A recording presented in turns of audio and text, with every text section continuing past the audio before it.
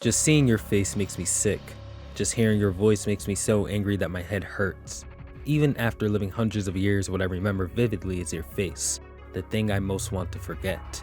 I can't remember my father's face, or my mother's face, or my wife's face, or my children's faces. Only yours is clear. You are like the unequaled sun, and all the human beings around you have no path other than yearning, reaching out their hands and writhing in agony until they become ashes. I could never grab a hold of anything at all. I abandoned my home, I abandoned my wife and children, I abandoned my humanity. I cut down my descendants and abandoned being a samurai. But even all that wasn't enough. You said that those who master their paths all reach the same place, but I never did. I could not see the same world that you did. A while ago, I made a video on the greatest depiction of the strongest surrounding the character of Arima Kishou. But after making it, I felt kinda bad because there was another character who I've always thought did a fantastic job at representing the concept for the strongest, and who is arguably just as deserving of the greatest to do it. And that's Yoriichi Tsugikuni from the series of Demon Slayer. Now the intro is kinda long, so I'll get to the point. In this video, I'll be explaining the story of Yoriichi, his overwhelming strength in the series of Demon Slayer, and why this overwhelming strength is far more nuanced than most may think. With that said, since I value the time of both you and I, let's just cut the intro short and get straight into the video. Before we speak about Yoriichi's strength, I think it's important that I give you some context behind the character and his role in the story of Demon Slayer. Yoriichi is a character from over 500 years in the past. He's a character we never meet directly, but we meet him through the memories of multiple characters in the cast, as some of them are immortal and others can see the memories of the past somehow. Although we get little bits of information on the character of Yoriichi here and there, we eventually get the entire story from Yoriichi himself in a flashback that Tanjiro, the protagonist of the story, had managed to inherit from Sumiyoshi, a very distant ancestor from 500 years in the past. Yoriichi had been very good friends with Sumiyoshi throughout his entire life, so he wanted Sumiyoshi to hear his story before he would make his very next decision. Before beginning his life story, Yoriichi starts with expressing his gratitude for the beauty of the world and being given the opportunity to be born in it. As he begins his story, he essentially pieces together his entire past that we've gotten from many characters in the story, but from his perspective. Like his brother Michikatsu said, they had a mother who loved him very much, but she was worried about him due to him choosing to not speak, although he really could always speak. And to Yoriichi's father, he was unwanted. So after his mother passed away, he decided to run away from home. Yoriichi, interestingly enough, chooses to exclude his transcendent aptitude for wielding a sword, whereas Michikatsu did not only mention it, but he fixated on it. Not only this, but Michikatsu's story does show that their father preferred Yoriichi after witnessing his ability to wield a blade. But obviously Yoriichi does not see that as a part of himself, so he still saw his father as somebody who wanted nothing to do with him. Now as this video continues, pay attention to this exact behavior, because it all comes around. As Yoriichi runs and runs non-stop for many hours without the need to take a break, he comes across a girl named Uta who had lost her entire family. The two get along fairly well, and through her, Yoriichi comes to understand and learn that the way he sees the world is entirely different from all those around him. Now look, when Yoriichi's talent for the blade was discovered by those at the temple, he would explain what he was seeing and how he was so good with it, but his explanations wouldn't click for anybody there. It's because he had access to the see-through world the moment he was born.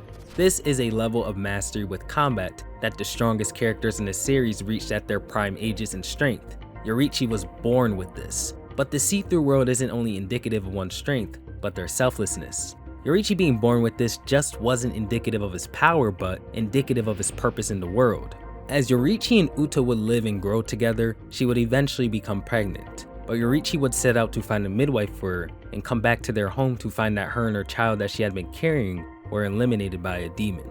Another person may not hesitate to trample upon someone whose life you value more than your own. When Yoriichi saw this, he sat next to her and their child for 10 days straight, cradling their bodies, and a demon slayer would eventually find him and tell him to mourn them through prayer. As he continues the story, Yoriichi expresses that he simply wanted to enjoy a quiet life with his family, just to sleep alongside his wife and child and hold their hands. That would have been enough for a man like him, but even that cannot come true, because the truth is, demons exist in this beautiful world. Yoriichi would become a demon slayer and teach all of the other demon slayers, including the Hashira, about breathing techniques in order to help them slay demons far more efficiently. and eventually, his brother Michikatsu would join the demon slaying corps as well. All of this would lead up to Yoriichi eventually facing and confronting Muzan himself. In the moment that he laid eyes on him, he felt as if everything in his life led up to this moment. He had been born for none other than the purpose of slaying Muzan Kibutsuji. You'd think after seeing Muzan single-handedly take on all of the demon slayers himself in the story that he would be easily able to handle his own against Yoriichi, but that couldn't be further from the truth. In fact, Yoriichi cuts him down with absolute ease. There was no contest, but Yoriichi would take the time to ask Muzan what the value of a life is, and this would give him the opportunity to explode himself into 1800 different pieces and escape from Yoriichi. Muzan would more than likely never show himself to Yoriichi due to his defeat, so this was his only chance at putting the monster down. This was a massive failure for the ultimate demon slayer. Coupled with the fact that Michikatsu would choose to take Muzan's blood to become a demon himself, would result in the demon slaying corp to not only banish Yoriichi, but say that he should take his own life in order to make up for his brother's betrayal. Of course, the leader did not agree with any of this, but Yoriichi seemed to have just left anyway. As Yoriichi concludes his tale, he says that he believes that he was born with the sole purpose of defeating Muzan, but he was lacking. And in the end, he failed at his only purpose for being born. And not only this, more people will lose their lives because of this failure, and this pains him. Yoriichi finishes his story up, but Sumiyoshi's daughter appears and asks for Yoriichi to hug her. He lifts her up and she laughs, this causing Yoriichi to have an emotional breakdown on the spot. As Yoriichi cries, Tanjiro just says that he wishes someday, somehow, Yoriichi could just have a tiny bit of good to come into his life. And soon after this, Yoriichi would choose to display his sword techniques to Sumiyoshi due to his family wanting to see them out of interest. But Sumiyoshi would burn these moves into his memory, and upon the demonstration finishing, Yoriichi would begin to leave with Sumiyoshi asking him to please return someday. But Yoriichi would simply turn around, give him a sad look, and bestow his earrings onto him. These actions make Sumiyoshi realize and understand that Yoriichi would never return. He goes on to yell at Yoriichi, telling him that you saved our lives so we will carry on your legacy. Your life is not without value, and never think that you accomplished nothing. In fact, I will pass down these ornaments and the sun breathing to my future generations. And this makes Yoriichi turn around and say thank you. I went on for a bit about Yoriichi's history, as I found it quite important to understanding not only his strength, but what makes him such an impactful and tragic character. To speak about his overwhelming strength and why it has such a strong impact to people is because we've been chasing down Muzan the entire story of Demon Slayer. Every single thing our characters have done has been with the sole intention of reaching this point. And when they finally reach this point after many chapters of struggle, we see that Muzan is more than capable of fighting them off easily. Matter of fact, Muzan is able to hold all of them off, while being extremely nerfed by multiple poisons that some characters have spent most of the series concocting specifically for him, and he's still overwhelming everybody easily. This was like a 9 versus 1 he was doing while standing completely still. So when we see Yoriichi confront Muzan in the flashback that was taking place in the middle of this final massive battle, we see that this guy managed to completely cut down a full power Muzan in 3 pages in 1 strike. And when you see something like this, you would think it's all he needs for his role as the strongest to be certified. But nope, he has many more insane feats in the story that were shown even before this. Even his death was a flex. As Yoriichi would find his brother turned demon at an extremely old age, his brother would express confusion, as all slayers who have been marked will pass away before they turn 25 years old. And of course, Yoriichi was the anomaly. Yoriichi says nothing but, "My sympathies, my brother." Kokushibo, seeing this, just saw an old man aged out of his prime. He saw no threat in the hoarse voice that had come out of him. He felt a little confused and uneasy as Yoriichi had never cried in front of him. It was an oddity never before seen, but despite this, he must steel his resolve and put down the old man in front of him. But the moment Yoriichi touched his blade, everything changed. An indescribable pressure was cast on the shoulders of Upper Moon 1, and he couldn't see any openings in Yoriichi's stance. Nothing had ever changed. As he says, "Here I come," the demon is instantly cut with the same power and speed that was from his very prime. He stood no chance. This man, and this man alone, was outside of the laws of this world, receiving the favors of the god upon himself as casually as he breathes. Kokushibo wanted to strike, to take out all of his rage on his brother, but he knew it would be over before he could react. But he never struck again. In fact, Yoriichi would pass away standing upright in the middle of battle. Do you see why Yoriichi's displays of strength are so amazing and memorable? It's very reminiscent of Arima Kishou when you think about it. Extremely powerful characters being wiped out before they can even realize it, and referring to these guys as favored by the gods themselves. It's like these kind of quote-unquote strongest characters that I enjoy the most. But at this point, I think we get most of the surface level stuff. Yoriichi has some insanely strong moments that display his overwhelming strength over the entire cast, and that makes him a character that most cannot forget. But what if I told you that this strength is even more powerful than it already is? What if I told you that Yoriichi's power is one beyond just him showing how strong he is on screen and stomping everything out? This is where we're going to do a bit of analysis on Yoriichi's actions in the story, because I don't think Demon Slayer gets enough credit for its fantastic writing and how a lot of the things in the story actually come full circle. As we see, Yoriichi is a character that, despite all of his gifts, is cursed with solitude. A solitude that apparently defines his entire life. A solitude that fate will never allow him to escape from. He's held up as this messiah figure to many, one that none can reach, no matter how hard or far they reach throughout his entire story. Yet he finds himself to be nothing but a failure due to failing at the sole purpose of his existence, which was to eradicate Muzan. On top of this, he's failed with every other aspect of his life. But I believe that Yoriichi was incorrect in his belief of his failure, and in fact, did end up serving his purpose. Yoriichi, despite failing to put down Muzan himself, did many things for many other people that would lead to not only the defeat of Muzan, but the entire eradication of demons, the things that plague the world that he finds to be so beautiful. Now look, Yoriichi may have failed at actually defeating Muzan himself, but he taught his breathing styles to all of the Hashira of his time, who would then take those techniques, refine them, and pass them on to each generation leading up to the one present in Demon Slayer. Not only this, but the same sun breathing he displayed to Sumiyoshi's family would find its way right back to Muzan after centuries of him attempting to find and kill every single user of it ever. His actions and his existence did lead up to the eventual defeat of Muzan. The irony of this is that Yoriichi would spend the rest of his days searching for Muzan to defeat him, when he had already laid out the groundwork for his defeat many years before that. He did this because he believed that he, and he alone, was made to defeat Muzan, and this was his greatest mistake.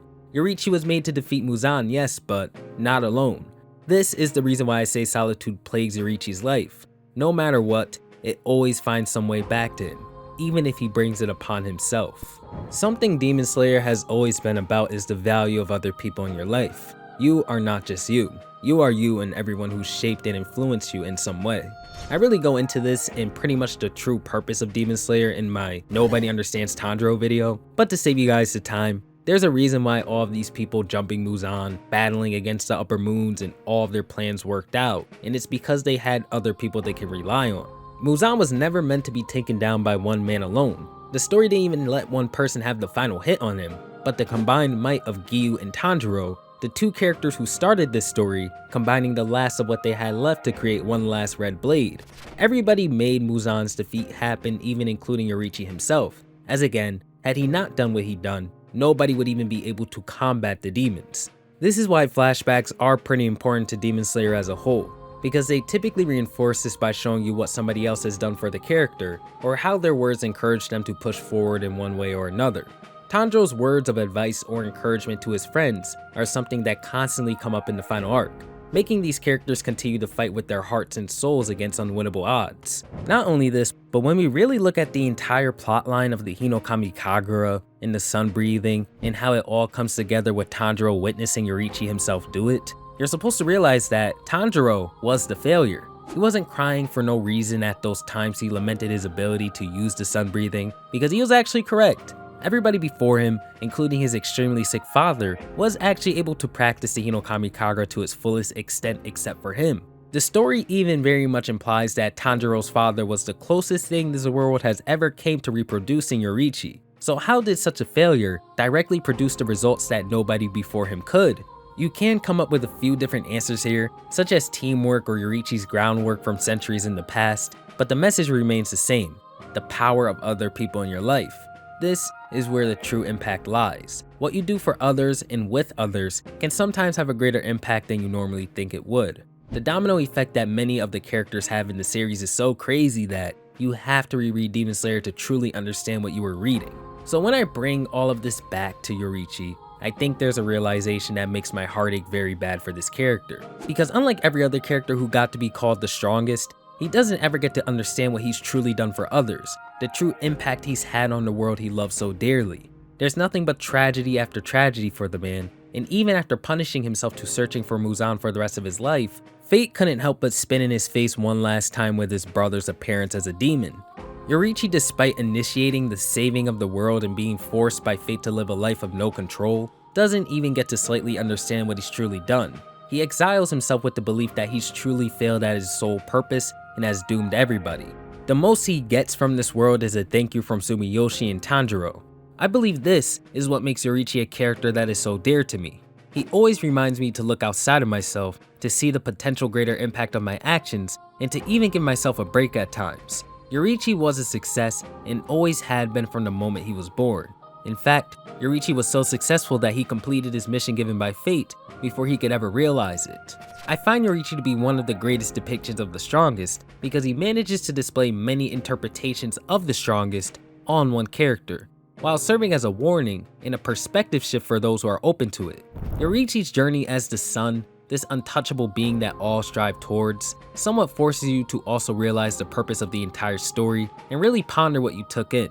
I believe he's more than deserving of being called an amazing representative of the strongest. With that said, if you enjoyed the video, thank you so much for watching and I'll catch you on the next one. Peace out.